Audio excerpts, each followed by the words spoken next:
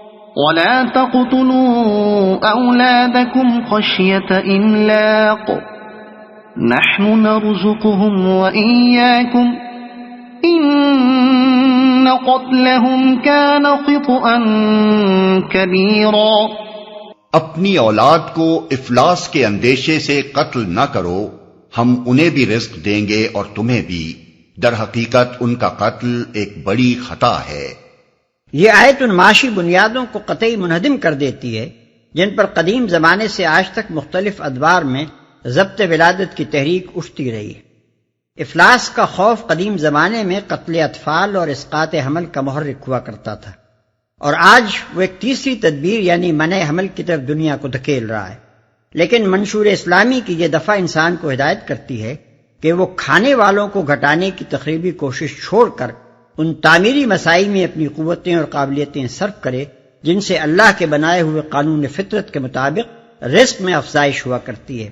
اس دفعہ کی روح سے یہ بات انسان کی بڑی غلطیوں میں سے ایک ہے کہ وہ بار بار معاشی ذرائع کی تنگی کے اندیشے سے افزائش نسل کا سلسلہ روک دینے پر آمادہ ہو جاتا ہے۔ یہ انسان کو متنبہ کرتی ہے کہ رزق رسانی کا انتظام تیرے ہاتھ میں نہیں ہے، بلکہ اس خدا کے ہاتھ میں ہے جس نے تجھے زمین میں بسایا ہے۔ جس طرح وہ پہلے آنے والوں کو روزی دیتا رہا ہے، بعد کے آنے والوں کو بھی دے گا۔ تاریخ کا تجربہ بھی یہی بتاتا ہے کہ دنیا کے مختلف ملکوں میں کھانے والی آبادی جتنی بڑھتی گئی ہے اتنے ہی بلکہ بارہا اس سے بھی زیادہ معاشی ذرائع وسیع ہوتے چلے گئے ہیں۔ لہذا خدا کے تخلیقی انتظامات میں انسان کی بیجا دخل اندازیاں حماقت کے سوا کچھ نہیں۔ یہ اسی تعلیم کا نتیجہ ہے کہ نزول قرآن کے دور سے لے کر آج تک کسی دور میں بھی مسلمانوں کے اندر نسل کشی کا کوئی عام میدان پیدا نہیں ہونے پائے۔ ولا تقربوا الزنا إنه كان فاحشة وساء سبيلا۔ زنا کے قریب نہ پھٹکو، وہ بہت برا فعل ہے اور بڑا ہی برا راستہ۔ زنا کے قریب نہ پھٹکو، اس حکم کے مخاطب افراد بھی ہیں اور معاشرہ بحیثیت مجموعی بھی۔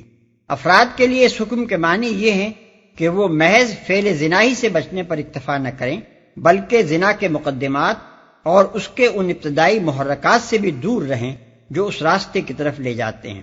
رہا معاشرہ تو اس حکم کی روح سے اس کا فرض یہ ہے کہ وہ اجتماعی زندگی میں زنا اور محرکات زنا اور اسباب زنا کا سدباب کرے، اور اس غرض کے لیے قانون سے، تعلیم و تربیت سے، اجتماعی ماحول کی اصلاح سے، معاشرتی زندگی کی مناسب تشکیل سے اور دوسری تمام مؤثر تدابیر سے کام لے۔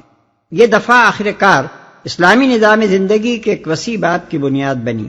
اس کے منشا کے مطابق زنا اور تہمت زنا کو فوجداری جرم قرار دیا گیا، پردے کے احکام جاری کیے گئے، فواحش کی اشاعت کو سختی کے ساتھ روک دیا گیا، شراب اور موسیقی اور رقص اور تصاویر پر جو زنا کے قریب ترین رشتہ دار ہیں بندشیں لگائی گئیں، اور ایک ایسا ازدواجی قانون بنایا گیا جس سے نکاح آسان ہو گیا اور زنا کے معاشرتی اسباب کی جڑ کٹ گئی۔ ولا تقتلوا النفس التي حرم الله إلا بالحق ومن قتل مظلوما فقد جعلنا لوليه سلطانا فلا يسرف في القتل إنه كان منصورا۔ قتل نفس کا ارتکاب نہ کرو جسے اللہ نے حرام کیا ہے مگر حق کے ساتھ، اور جو شخص مظلومانہ قتل کیا گیا ہو اس کے ولی کو ہم نے قصاص کے مطالبے کا حق عطا کیا ہے، پس چاہیے کہ وہ قتل میں حد سے نہ گزرے، اس کی مدد کی جائے گی جسے اللہ نے حرام کیا ہے۔ قتل نفس سے مراد صرف دوسرے انسانوں کا قتل ہی نہیں ہے بلکہ خود اپنے آپ کو قتل کرنا بھی ہے، اس لیے کہ نفس جس کو اللہ نے ذی حرمت ٹھہرایا ہے اس کی تعریف میں دوسرے نفوس کی طرح انسان کا اپنا نفس بھی داخل ہے۔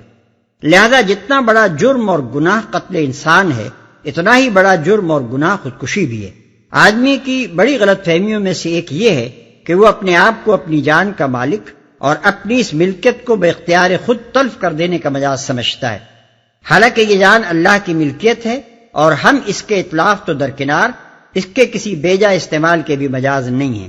دنیا کی اس امتحان گاہ میں اللہ تعالیٰ جس طرح بھی ہمارا امتحان لے، اسی طرح ہمیں آخر وقت تک امتحان دیتے رہنا چاہیے، خواہ حالات امتحان اچھے ہوں یا برے۔ اللہ کے دیے ہوئے وقت کو قصداً ختم کر کے امتحان گاہ سے بھاگ نکلنے کی کوشش بجائے خود غلط ہے، کجا کہ یہ فرار بھی ایک ایسے جرم عظیم کے ذریعے سے کیا جائے جسے اللہ نے صریح الفاظ میں حرام قرار دیا ہے۔ اس کے دوسرے معنی یہ ہیں کہ آدمی دنیا کی چھوٹی چھوٹی تکلیفوں اور ذلتوں اور رسوائیوں سے بچ کر عظیم تر اور ابدی تکلیف اور رسوائی کی طرف بھاگتا ہے، مگر حق کے ساتھ۔ بعد میں اسلامی قانون نے قتل بالحق کو صرف 5 صورتوں میں محدود کر دیا۔ ایک، قتل عمد کے مجرم سے قصاص، دوسرے، دین حق کے راستے میں مزاحمت کرنے والوں سے جنگ، تیسرے، اسلامی نظام حکومت کو الٹنے کی صحیح کرنے والوں کو سزا، چوتھے، شادی شدہ مرد یا عورت کو ارتکاب زنا کی سزا، پانچویں، ارتداد کی سزا۔ صرف یہی 5 صورتیں ہیں جن میں انسانی جان کی حرمت مرتفع ہو جاتی ہے اور اسے قتل کرنا جائز ہو جاتا ہے۔ قصاص کے مطالبے کا حق عطا کیا ہے۔ اصل الفاظ ہیں اس کے ولی کو ہم نے سلطان عطا کیا ہے۔ سلطان سے مراد یہاں حجت ہے، جس کی بنا پر وہ قصاص کا مطالبہ کر سکتا ہے۔ اس سے اسلامی قانون کا یہ اصول نکلتا ہے کہ قتل کے مقدمے میں اصل مدعی حکومت نہیں بلکہ اولیاء مقتول ہیں، اور وہ قاتل کو معاف کرنے اور قصاص کے بجائے خون بہا لینے پر راضی ہو سکتے ہیں۔ قتل میں حد سے نہ گزرے۔ قتل میں حد سے گزرنے کی متعدد صورتیں ہو سکتی ہیں اور وہ سب ممنوع ہیں۔ مثلا جوش انتقام میں مجرم کے علاوہ دوسروں کو قتل کرنا، یا مجرم کو عذاب دے دے کر مارنا، یا مار دینے کے بعد اس کی لاش پر غصہ نکالنا، یا خون بہا لینے کے بعد پھر اسے قتل کرنا وغیرہ۔ اس کی مدد کی جائے گی۔ کیونکہ اس وقت تک اسلامی حکومت قائم نہ ہوئی تھی، اس لیے اس بات کو نہیں کھولا گیا کہ اس کی مدد کون کرے گا۔ بعد میں جب اسلامی حکومت قائم ہو گئی تو یہ طے کر دیا گیا کہ اس کی مدد کرنا اس کے قبیلے یا اس کے حلیفوں کا کام نہیں، بلکہ اسلامی حکومت اور اس کے نظام عدالت کا کام ہے۔ کوئی شخص یا گروہ بطور خود قتل کا انتقام لینے کا مجاز نہیں ہے، بلکہ یہ منصب اسلامی حکومت کا ہے کہ حصول انصاف کے لیے اس سے مدد مانگی جائے۔ وَلَا تَقْرَبُوا مَالَ الْيَتِيمِ إِلَّا بِالَّتِي هِيَ أَحْسَنُ حَتَّى يَبْلُغَ أَشُدَّهُ وَأَوْفُوا بِالْعَهْدِ إِنَّ الْعَهْدَ كَانَ مَسْئُولًا۔ مال یتیم کے پاس نہ پھٹکو مگر احسن طریقے سے، یہاں تک کہ وہ اپنے شباب کو پہنچ جائے۔ عہد کی پابندی کرو، بے شک عہد کے بارے میں تم کو جواب دہی کرنی ہوگی، یہاں تک کہ وہ اپنے شباب کو پہنچ جائے۔ یہ بھی محض ایک اخلاقی ہدایت نہ تھی، بلکہ آگے چل کر جب اسلامی حکومت قائم ہوئی تو یتامہ کے حقوق کی حفاظت کے لیے انتظامی اور قانونی دونوں طرح کی تدابیر اختیار کی گئیں، جن کی تفصیل ہم کو حدیث اور فقہ کی کتابوں میں ملتی ہے۔ پھر اسی سے یہ وسیع اصول اخذ کیا گیا کہ اسلامی ریاست اپنے ان تمام شہریوں کے مفاد کی محافظ ہے جو اپنے مفاد کی خود حفاظت کرنے کے قابل نہ ہوں۔ نبی صلی اللہ علیہ وسلم کا ارشاد ہے کہ میں ہر اس شخص کا سرپرست ہوں جس کا کوئی سرپرست نہ ہو۔ یہ ارشاد اسی طرف اشارہ کرتا ہے اور یہ اسلامی قانون کے ایک وسیع باب کی بنیاد ہے۔ تم کو جواب دہی کرنی ہوگی۔ یہ بھی صرف انفرادی اخلاقیات کی ایک دفعہ نہ تھی، بلکہ جب اسلامی حکومت قائم ہوئی تو اسی کو پوری قوم کی داخلی اور خارجی سیاست کا سنگ بنیاد ٹھہرایا گیا۔ وَأَوْفُوا الْكَيْلَ إِذَا كِلْتُمْ وَزِنُوا بِالْقِسْطَاسِ الْمُسْتَقِيمِ ذَلِكَ خَيْرٌ وَأَحْسَنُ تَأْوِيلًا۔ پیمانے سے دو تو پورا بھر کر دو، اور تولو تو ٹھیک ترازو سے تولو، یہ اچھا طریقہ ہے اور بلحاظ انجام بھی یہی بہتر ہے۔ ٹھیک ترازو سے تولو۔ یہ ہدایت بھی صرف افراد کے باہمی معاملات تک محدود نہ رہی، بلکہ اسلامی حکومت کے قیام کے بعد یہ بات حکومت کے فرائض میں داخل کی گئی کہ وہ منڈیوں اور بازاروں میں اوزان اور پیمانوں کی نگرانی کرے اور تطفیف کو بزور بند کر دے۔ پھر اسی سے یہ وسیع اصول اخذ کیا گیا کہ تجارت اور معاشی لین دین میں ہر قسم کی بے ایمانیوں اور حق تلفیوں کا سدباب کرنا حکومت کے فرائض میں سے ہے۔ یہی بہتر ہے، یعنی دنیا میں بھی اور آخرت میں بھی۔ دنیا میں اس کا انجام اس لیے بہتر ہے کہ اس سے باہمی اعتماد قائم ہوتا ہے، بائع اور خریدار دونوں ایک دوسرے پر بھروسہ کرتے ہیں، اور یہ چیز انجام کار تجارت کے فروغ اور عام خوشحالی کی موجب ثابت ہوتی ہے۔ رہی آخرت تو وہاں انجام کی بھلائی کا سارا دار و مدار ہی ایمان اور خدا ترسی پر ہے۔ وَلَا تَقْفُ مَا لَيْسَ لَكَ بِهِ عِلْمٌ إِنَّ السَّمْعَ وَالْبَصَرَ وَالْفُؤَادَ كُلُّ أُولَئِكَ كَانَ عَنْهُ مسؤولا۔ کسی ایسی چیز کے پیچھے نہ لگو جس کا تمہیں علم نہ ہو، یقیناً آنکھ، کان اور دل سب ہی کی باز پرس ہونی ہے۔ اس دفعہ کا منشا یہ ہے کہ لوگ اپنی انفرادی و اجتماعی زندگی میں وہم و گمان کے بجائے علم کی پیروی کریں۔ اسلامی معاشرے میں اس منشا کی ترجمانی وسیع پیمانے پر اخلاق میں، قانون میں، سیاست اور انتظام ملکی میں، علوم و فنون اور نظام تعلیم میں، غرض ہر شعبہ حیات میں کی گئی، اور ان بے شمار خرابیوں سے فکر و عمل کو محفوظ کر دیا گیا جو علم کے بجائے گمان کی پیروی کرنے سے انسانی زندگی میں رونما ہوتی ہیں۔ اخلاق میں ہدایت کی گئی کہ بدگمانی سے بچو اور کسی شخص یا گروہ پر بلا تحقیق کوئی الزام نہ لگاؤ۔ قانون میں یہ مستقل اصول طے کر دیا گیا کہ محض شبے پر کسی کے خلاف کوئی کارروائی نہ کی جائے۔ تفتیش جرائم میں یہ قاعدہ مقرر کیا گیا کہ گمان پر کسی کو پکڑنا اور مار پیٹ کرنا یا حوالات میں دے دینا قطعی ناجائز ہے۔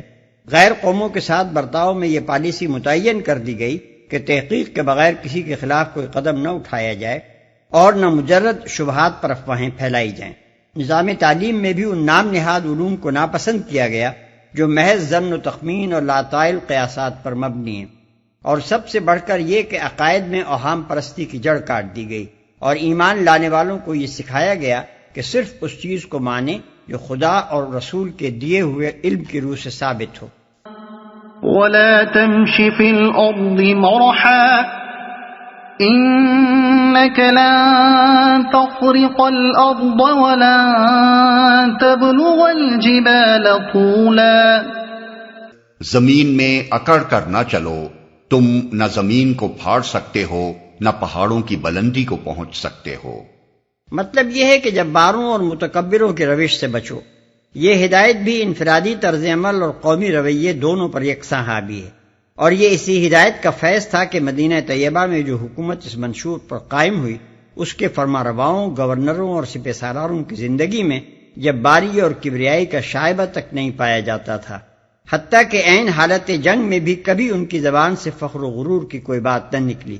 ان کی نشست و برخاست، چال ڈھال، لباس، مکان، سواری اور عام برتاؤ میں انکسار و تواضع بلکہ فقیری و درویشی کی شان پائی جاتی تھی، اور جب وہ فاتح کی حیثیت سے کسی شہر میں داخل ہوتے تھے اس وقت بھی اکڑ اور تبختر سے کبھی اپنا رعب بٹھانے کی کوشش نہ کرتے تھے۔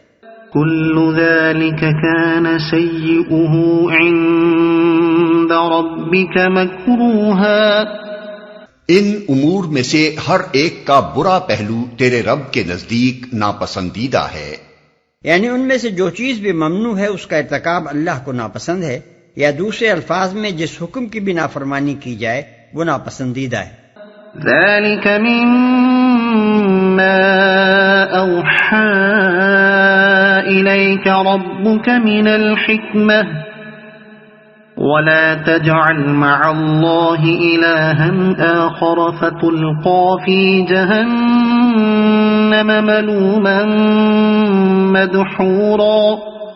یہ وہ حکمت کی باتیں ہیں جو تیرے رب نے تجھ پر وحی کی ہیں، اور دیکھ اللہ کے ساتھ کوئی دوسرا معبود نہ بنا بیٹھ، ورنہ تو جہنم میں ڈال دیا جائے گا، ملامت زدہ اور ہر بھلائی سے محروم ہو کر۔